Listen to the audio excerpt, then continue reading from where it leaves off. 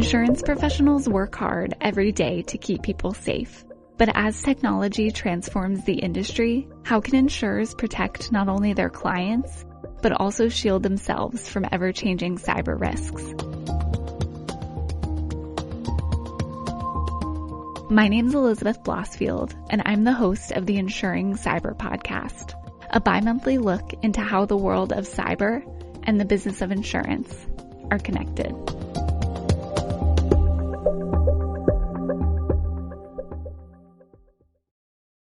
The Internet of Things encompasses so much. Smart devices like fitness trackers, thermostats, microwaves, and printers, among other things. It seems like every device is connected to the Internet and to each other these days. But with cyber attacks continuing to grow and new risks emerging all the time, the Biden-Harris administration in July announced a cybersecurity certification and labeling program to help U.S. consumers more easily choose smart devices that are safer and less vulnerable to cyber attacks. This is called the U.S. Cyber Trustmark Program, and under it, consumers would see a newly created shield logo on products that meet established cybersecurity criteria from the National Institute of Standards and Technology. The goal of the program is to provide tools for consumers to make informed decisions about the security of the products they choose for their homes or their companies. The Federal Communications Commission is expected to seek public comment on the proposed voluntary labeling program as it's rolled out. The program is set to be up and running by 2024. There's a lot to unpack with this. How will it affect insurers underwriting cyber coverage? What about policyholders seeking to gain coverage? What steps will companies be expected to take in the future when choosing IoT products? And what does this mean for not only the future of cybersecurity, but public-private sector collaboration?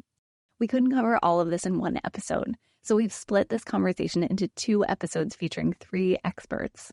This is part 1, and we have a great cybersecurity guest to break down for us what exactly the extended Internet of Things is, what companies can be doing to get ahead of emerging threats, and why he believes the Cyber Trustmark program is a great first step, but more initiatives will need to be rolled out in the future to make the IoT landscape safer. Sonu Shankar is Chief Strategy Officer of Phosphorus, an IoT cybersecurity company, and he and his team have been closely following the development of this new program. His company's tested IoT devices to find out exactly how insecure they are. They shared a report in December of 2022 titled X-IoT Threat and Trend Report, which found that 68% of devices have high risk to critical vulnerabilities. In his role as CSO of Phosphorus, Sonu serves on the executive leadership team, where he leads the company's business strategy, corporate development, technology roadmap, industry and government relations, and investor relations. He has more than 15 years of senior leadership experience in the cybersecurity industry, and he took time out of his busy schedule to speak with me while at the computer security conference Black Hat USA and the hacking convention DEF CON in Las Vegas. Check out our conversation. Hi, Sonu. It's great to be speaking with you today. How are you doing? How's it going, Elizabeth? Great to be here. It's good. Yeah, thank you so much for taking the time to speak with me. I know you're in the middle of a busy week because you're at Black Hat and DEF CON this week, so I appreciate you taking the time to speak with me. I was wondering if you could just start off. I know we're talking about the federal government's new Cyber Trustmark program, but could you start off just sort of sharing a little bit about your background and some of the work that you do at Phosphorus? Sure. So I am the Chief Strategy Officer at Phosphorus Cybersecurity. I've been in the cybersecurity industry around a little over 15 years now. And what we are focused at Phosphorus is the simple short pitch, if you will, would be finding, fixing, and monitoring connected devices, or as what we call the extended Internet of Things. Awesome. Well, I'm glad I'm speaking with you today because this is what our conversation is all about. So I'm looking forward to diving in. But I know, as I mentioned, you're at Black Hat and DEF CON, and I was wondering if you could talk about, what you're most looking forward to or what you're learning at those conferences and, some of the hacking demos that Phosphorus is doing. Absolutely. So the one piece I'm looking forward to is, of course, in the last couple of quarters, few months, there's been a lot of emphasis on the evolution of AI and how that has essentially overwhelmed the news, if you will. But I would love to see some fundamentals, going back to the fundamentals and the foundations of security, especially when we think about the larger extended Internet of Things or the connected device landscape. And I'm personally excited about that. It is It is an aspect of the attack surface that we know is the next frontier, if you will. So I'm really looking forward to seeing some discussion on that topic. Yeah, me too. Actually, I was researching for this interview and I should be on top of all this stuff hosting a cyber podcast, but that was a new term for me, the extended Internet of Things. I feel like we just wrapped our mind around, IoT devices in general. So I was wondering if you could talk about that, the extended Internet of Things, what that means and, why companies should be paying attention to it. For sure. So, the extended Internet of Things, the way we think of it is the expanded, the essentially every connected device that you can't run an endpoint security agent on, that is not sending logs, activity logs up to a security monitoring tool like a SIM. All of those connected, quote unquote, things essentially form the extended Internet of Things. So this could be a traditional IoT device, such as a printer or an IP camera or an elevator control system or an HVAC controller, badge readers. These are devices you're going to essentially find in any enterprise setting. But it could also include IOMT, or the Internet of Medical Things. We're talking patient health monitors. We're even talking infusion pumps, for example. These are devices that are directly connected to patients and delivering IV medications and fluids to patients in clinical settings. And it could also include what we know as OT, or operational technology, or IIoT, the industrial Internet of Things. So these could be devices such as actuators, sensors, industrial gateways, devices that are consuming data from operational technology devices that are in industrial and manufacturing settings. So all of those devices together is what we call the extended Internet of Things. Okay, yeah, that's really interesting. Thanks for that description. It sounds like it encompasses so much. And, we live in a world that's so connected these days. And that kind of fits into, what we're talking about, because I know the Biden administration just launched the Cyber Trust Mark program this summer. So could you talk about that program, how it could be a benefit for companies and individuals using these IoT devices? Absolutely. And I think that it's a great first step. It's a baby step, but a huge baby step in the direction that we want to go. And the focus of the Cyber Trust Mark, that the labeling, is primarily to bring more awareness around the fact that on the consumer side, especially around the fact that we are now bringing so many more smart devices, connected devices into our lives every day. But in a subtle message there, if you will, is the fact that all of our enterprise environments and where we go to work every day, where we innovate every day, where we think about what we're going to build next every day, all of those environments also include a large set of connected devices. So I think inevitably there will be a point in time in the future where only devices that have met a certain level of security requirements will actually be allowed to get deployed in an enterprise environment, and that is where, especially if you look at the state of these devices today, right? They're all running with most of these devices are running with default passwords in major enterprise environments. They're running with firmware that is very old. They're running with firmware that has known critical vulnerabilities. They're running with configuration issues. And these devices are absolutely going to be used to be repurposed for launching attacks. And it could be a wide variety of attacks, especially with the nature of these devices. They can be repurposed to do essentially anything an attacker wants to do with them. And that's what really makes them incredibly enticing targets for attack as well. Yeah, that makes a lot of sense. It does sound like this is a good step in a direction to help companies figure out where their vulnerabilities might be or what devices they should be bringing into, their company. And I know you mentioned it's a good sort of first step, but are there any, challenges with a program like this, especially at the beginning, from a cybersecurity standpoint that might need to be ironed out or sort of navigated? Yeah, great question, Elizabeth, and that's where I think we talk about the shared responsibility model, if you will, in the context of the cloud world, and we've talked about shared responsibility in the cloud a lot.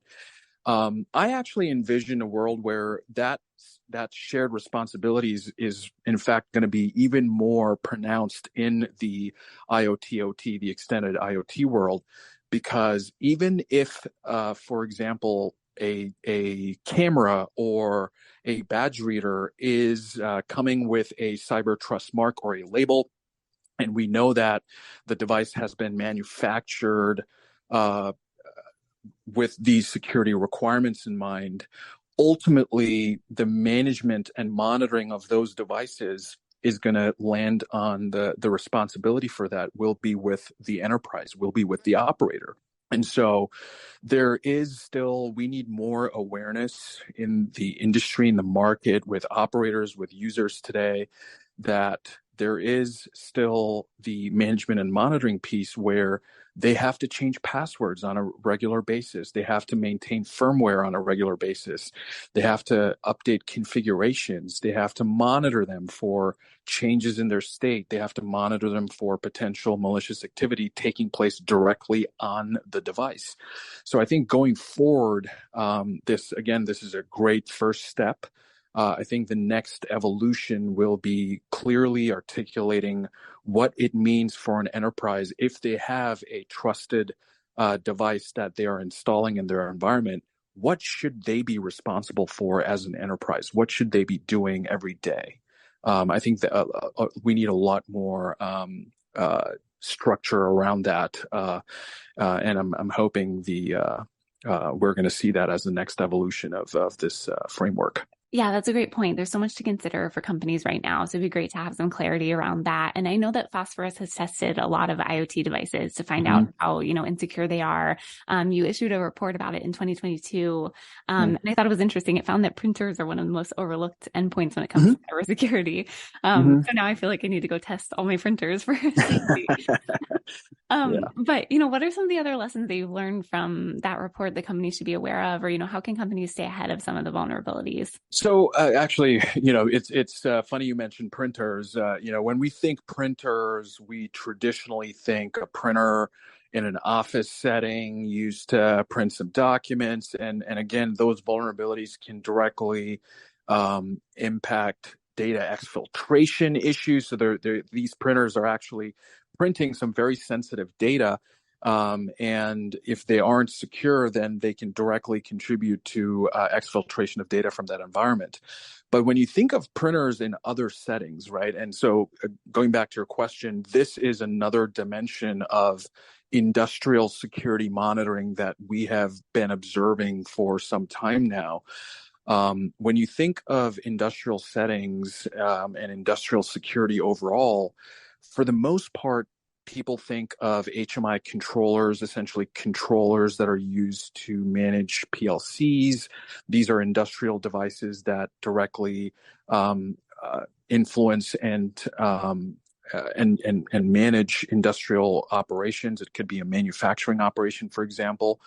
But unfortunately, there's a large set of devices outside of these controllers and PLCs, HMI controllers and PLCs, that are also present in those settings. So an industrial printer is a great example, right? An industrial printer you could find in every stage in a supply chain workflow. So product gets off the assembly line and it's packaged, and the first step there before it moves along in the supply chain is to get that package labeled, right? We're just talking about labeling. So that labeling requires using an industrial printer to print a label that you slap on that box. And then for it to get to its next destination, there will be more industrial printers involved, and ultimately these labels are eventually what gets these devices to a shelf in a retail environment, right? So taking out as an adversary, as a threat actor, if I were to come in and take out these industrial printers, I am essentially crippling that supply chain right there. Outside of the industrial printers, there are gateways. So you have cellular gateways, for example. These are devices that essentially facilitate connectivity between sites. It could be a remote plant. It could be a site that has to talk upstream to a central processing area that might be your main campus. And those cellular gateways they have the same problems. They're running with default passwords. They may be running with critical vulnerabilities that have remote code execution vulnerabilities, for example. They might have a lot of configuration issues. So those devices are also incredibly critical from an industrial standpoint, right? And so I think the key takeaway for us is the device diversity in industrial environments goes way beyond what traditionally operators think of when they think of industrial security as securing the PLCs. There are a lot of devices around these PLCs in those settings that are actually easier to get to for a threat actor and easier to pwn or easier to compromise and have dramatically outsized impacts on the overall operation. So communication gateways are one. We talked about industrial printers. You also have a whole bunch of connected sensors, environmental sensors. You might have robotic arms, for example. All of these devices, cameras, access control devices, all of these devices directly contribute to the operations and the workflows in a manufacturing setting. And taking out either or one of them or several of them, it is actually easier for a threat actor to do that. And so what we're noticing is increased awareness. It's slowly coming that it's not just about a PLC or an HMI controller in an industrial setting. All of those devices matter, and securing them also matters. Yeah, definitely. That's a great point. And it does sound like there's a lot more awareness, around cybersecurity, but also there's probably a lot that companies still aren't even thinking about. And I know, Phosphorus consults with a lot of different companies on emerging cyber vulnerabilities. So I was curious in that work, what are you seeing as some of the biggest emerging risks right now? So the biggest emerging risks, so this could be a Fortune 10 environment or a Fortune 50 environment, Fortune 100 environment. One is there is the problem of decentralized procurement, meaning that someone in the IT team may not be necessarily interacting with someone in the security team or the building and facilities team when an IP camera gets procured and deployed in that environment. So and that directly contributes to more than half of those devices running with default passwords. And these are meaning the passwords were never changed after those cameras were taken out of the box, right? So you have someone coming in, installing the camera. They're incentivized to get it up online and operational, and they're out the door.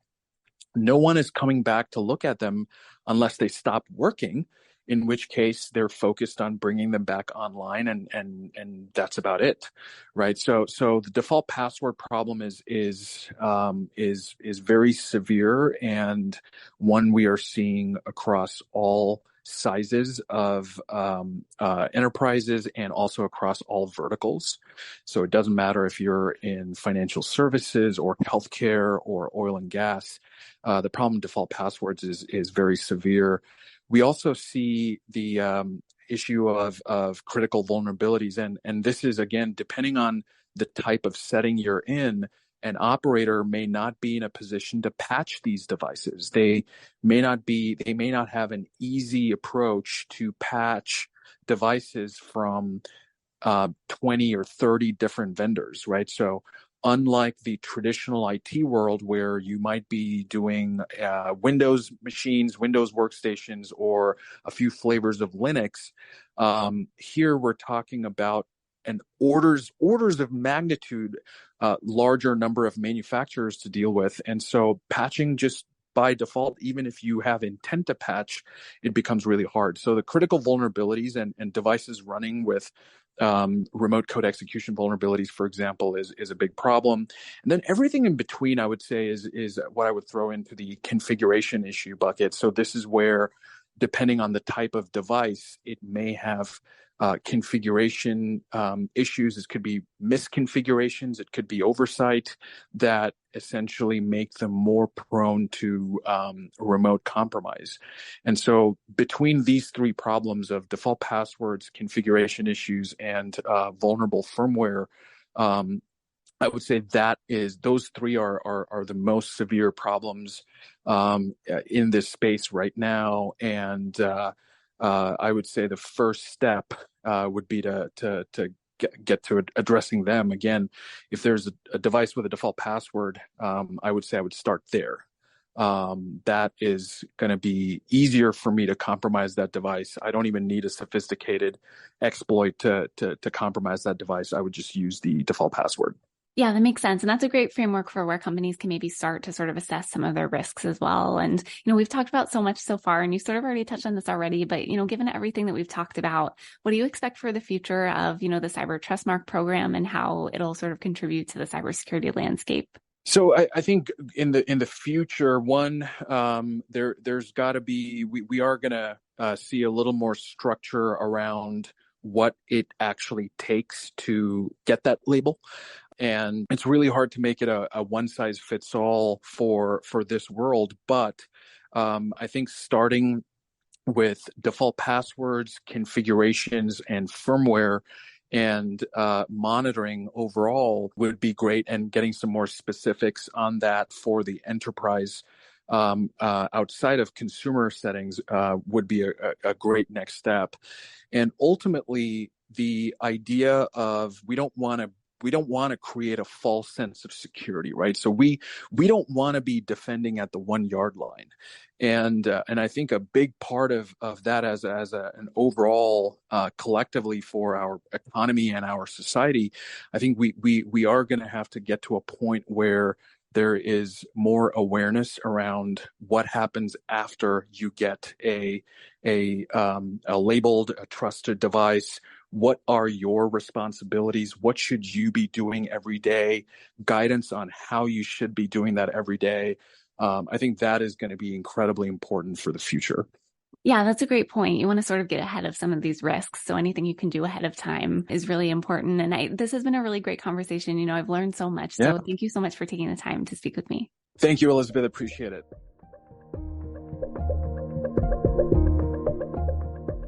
Well, that's all the time we have for this episode. Thanks to Sonu for taking the time to speak with me, and thanks to all of you for listening. Once again, my name's Elizabeth Blossfield, and I'm the host of the Insuring Cyber podcast, a bi-monthly look into how the world of cyber and the business of insurance are connected. This is part one of this two-part conversation about the Biden-Harris administration's newly announced Cyber Trustmark program. We'll be back in a couple weeks to speak with an insurance expert from Coalition and an expert from the Consumer Technology Association to learn more. Be sure to tune in for that and check back for new episodes publishing every other Wednesday, wherever you get your podcasts. Talk to you next time.